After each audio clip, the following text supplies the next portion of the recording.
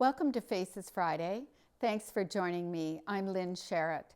And on this Faces Friday, I conclude the mini-series with Gerard Mowbray, the Director of Education in the Diocese of Maitland-Newcastle. And we discuss something really important to me, and that is, how do you measure system improvement? How do you measure school improvement? How do we measure our own improvement? And as John Hattie says, know thy impact.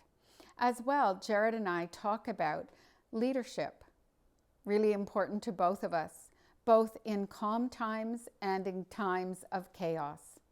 So thank you for joining me on Faces Friday, and enjoy this beautiful Easter weekend, the season of Passover, and so many other important events in our lives. Thinking about growth in your system, how would you and your system leaders measure growth in your system doing this clarity work? Look, I think it's important that we do build a culture, and that takes a little bit of time. People have come on board strongly with the parameters and embedding the parameters in their school practice. What we are strategically developing is what does the growth mindset look like? What are our growth targets? In particular, and in New South Wales, we have at the end of our school system, year 12, the higher school certificate. Right. So one specific example we had through the course of 2020 was a strategy called Bumping Up the Bands. And it was about how do we elevate our highest band 6 performance. So we set targets, we articulate those targets, we set a benchmark that we expect band 6 performance to be increased relative to previous years in 2020. And guess what happened? What? They increased significantly. Yeah. High expectations. High expectations, visibly and recurringly articulated. Yes. But then enculturating my fellow leaders in here that I work with at a system level, so there's now a strong momentum to bump up the bands. Yes. And so the message to our schools over these next 3 years is, where are we going with our band 4, our band 5, our band 6? Yeah. So we are setting explicit targets for the system. Yes. And we are asking schools in their own improvement plans each year to articulate what their targets will be. That is excellent. And then there's that alignment from system to school to classroom, a clear expectation of your vision. And then as a system, you also have supports then to help schools in need. So we then have, at the basic level, we have our education officers who are working with schools. And of course, we are all talking, when we talk about bumping up the bands, they know what we're talking about. Yes. And we know what we're aiming for. So there's that alignment of messaging from myself to the classroom teacher. Absolutely. So you've got that line of sight to the classroom teacher. And to me, what you're talking about is that fourth dimension of parameter 1. Everyone can clearly articulate why we're doing this work, how we're doing this work, and what's the improvement that we're aiming for. So that's clarity in a nutshell to me, Jared. And I guess I also want to ask you about this time, this challenging time during the pandemic.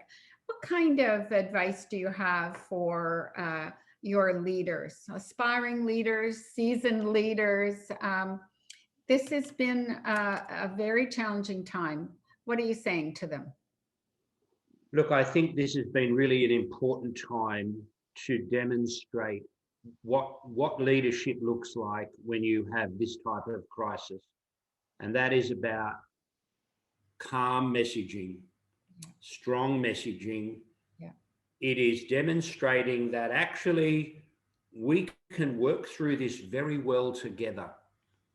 And so there's that constant articulation and demonstration from myself that this is okay.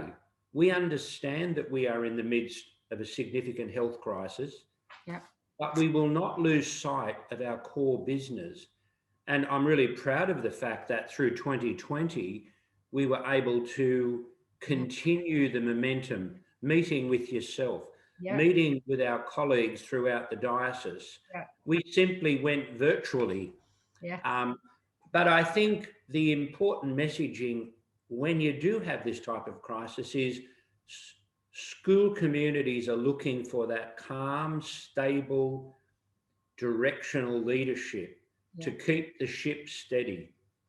And I believe that's my role. Yeah, absolutely.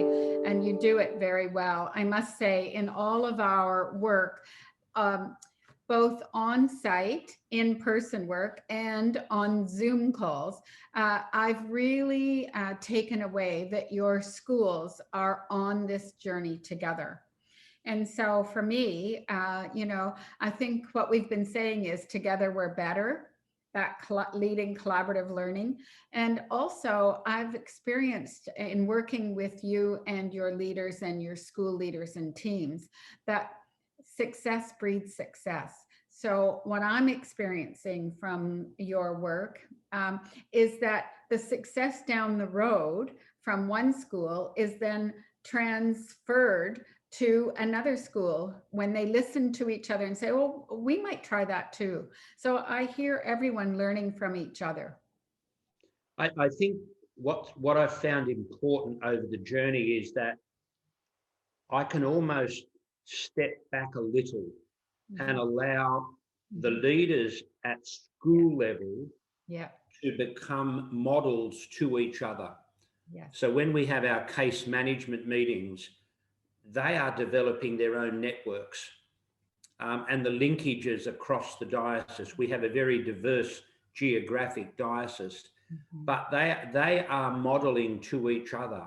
So you're right, they are championing to each other. And I think that's the quality of good leadership, that in one way you become redundant if you understand.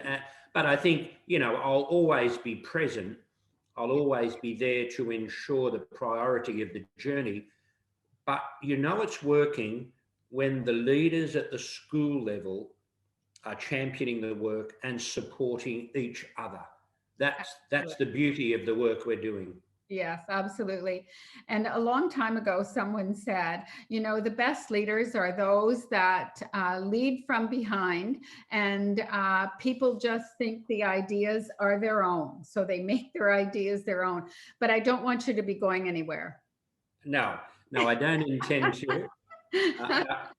Our forever work, there's much to be done. And these next 3 years, I think, and that's the important thing I would say to system leaders, is that the most important decision we made was that we're going to be all in this. Yes. It wasn't an invitation to say, if you'd like to be part of this journey, you're very welcome. Yeah. When we analysed what we were coming into, we realised this was a profound journey. And we made the decision then that this was going to be for every one of our schools. And we knew that therein lied great challenge.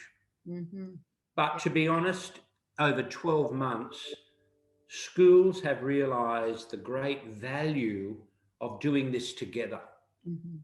And so when we meet either virtually or physically, the energy that has been created by collaborating regularly is an exciting journey to be on. Exactly. I just have to close with one statement one of your principals made, Cheryl Henderson, I think.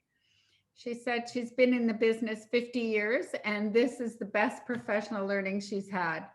Didn't she?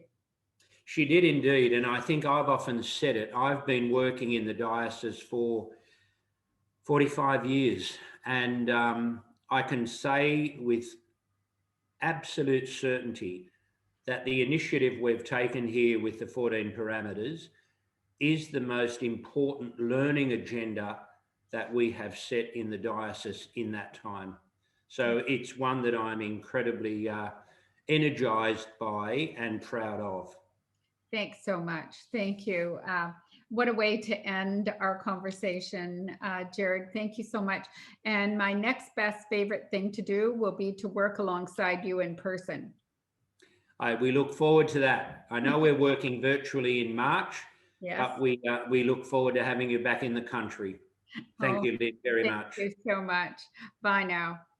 Bye-bye then. Thank you, Lynn. Thanks so much for joining me on this Faces Friday. Next week, I'll be thinking about literacy. Please join me next week for Faces Friday.